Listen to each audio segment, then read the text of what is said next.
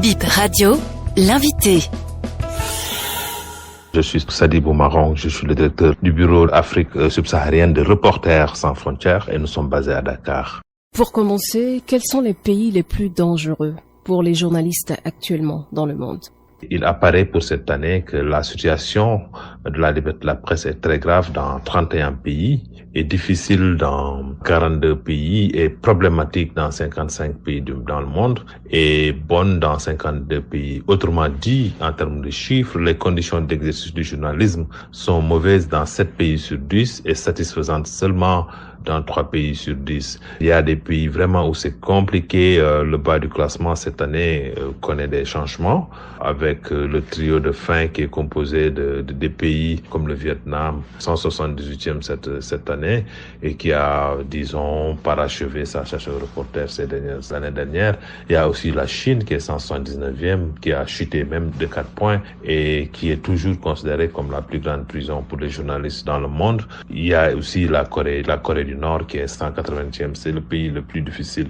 Comment évolue la situation en matière de liberté de la presse sur le continent, en Afrique? En ce qui concerne l'Afrique subsaharienne, le classement montre l'existence d'une très grande volatilité des situations avec des hausses et des baisses importantes, des changements inédits. Par exemple, la hausse de 30 places du Botswana et la chute de 31 places du Sénégal. C'est une instabilité qui est l'effet d'une agressivité accrue des autorités dans de nombreux pays. Et cette volatilité aussi est le produit de la renaissance de l'industrie, de ce qu'on appelle l'industrie du simulacre, qui façonne et distribue la désinformation et donne des outils pour la fabriquer. Et sur les 48 pays couverts, seuls 5 soit 10% ont une bonne situation, avec le trio de tête en Afrique constitué de la Namibie, 22e place, de l'Afrique du Sud, 25e et du Cap-Vert, 33e.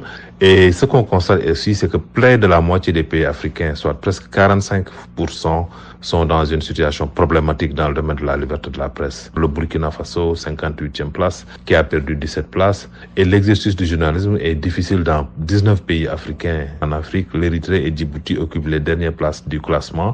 Dans ce classement, le Bénin gagne 9 points cette année. Qu'est-ce qui vaut au Bénin cette progression? Il n'y a en réalité pas d'amélioration notable en 2022.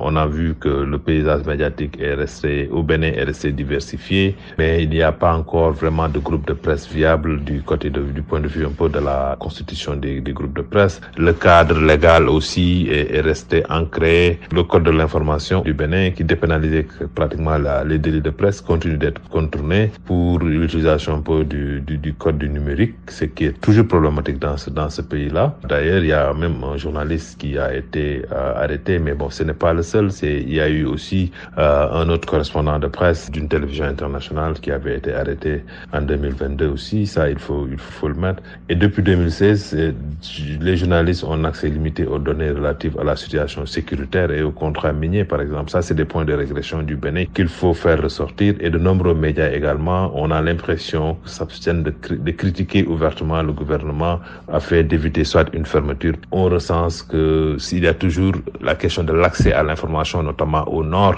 Mais ce qui est important pour le Bénin, c'est de ne pas considérer la progression peut être intéressante du point de vue un peu de la position du pays, mais il faudrait aussi être lucide et voir les choses de la manière la plus lucide possible, parce que les répondants, les gens qui travaillent, disons, pour l'essentiel, ce sont des journalistes béninois qui travaillent sur un questionnaire de 123 questions et qui donnent des réponses, qui évaluent la situation, plus le monitoring que Reporters sans frontières fait pour donner un peu les résultats.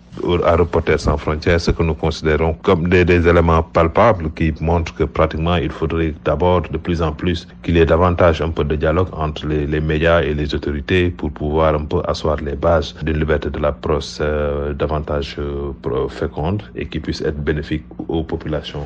Dernière question, monsieur le directeur. Les pays sont évalués comment et sur quelle période pour ce dernier classement? Le classement de Reporters sans frontières n'est pas un mécanisme qui juge le système politique, mais la situation dans 180 pays et ou des territoires. Il est établi à partir d'une analyse de 5 indicateurs qui sont le contexte politique du pays, le cadre légal, le contexte économique, le contexte socioculturel et les aspects de sécurité. Donc il intègre donc le contexte politique mais ne s'y restreint pas. Et le classement n'est pas non plus un indicateur de la qualité de la production journalistique dans un pays. Et au sens de Reporters sans frontières, la liberté de la presse qu'on mesure dans ce classement-là, c'est la possibilité effective pour les journalistes de sélectionner, produire et diffuser des informations dans l'intérêt général, indépendamment des interférences politiques, économiques, légales et sociales. Et c'est un classement qui couvre une année entière et qui est valable à sa date de publication, qui intègre également les données de l'année passée. Donc, c'est des violations qui sont comptées du 1er janvier au 31 décembre 2022. Et les experts sont également interrogés de décembre 2022, par exemple, à fin janvier 2023 pour le Bénin. Par exemple, on a utilisé au moins un bon nombre d'experts qui sont des journalistes. Généralement, les États ne comprennent pas que ce sont des acteurs de la presse dans le pays qui répondent à ce questionnaire-là et cela donne avec le résultat du monitoring. Donc, c'est un questionnaire qui est enrichi et actualisé, 133 questions et sous-questions. Ça permet de gagner en clarté sur la définition de la liberté de la presse. L'info en continu Made in Bénin est arrivée. Bip Radio, Bénin Info Première, écoutez-nous sur 106 FM et sur bipradio.com, 7 jours sur 7, 24 heures sur 24.